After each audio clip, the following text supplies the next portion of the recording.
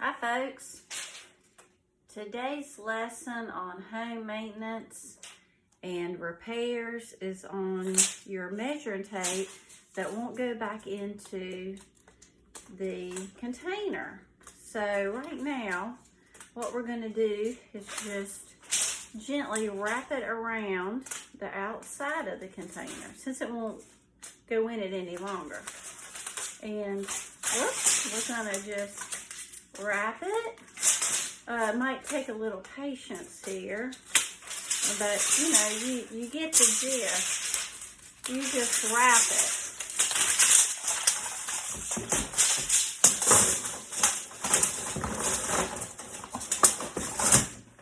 Thank you for today's lesson on how to repair your measuring tape.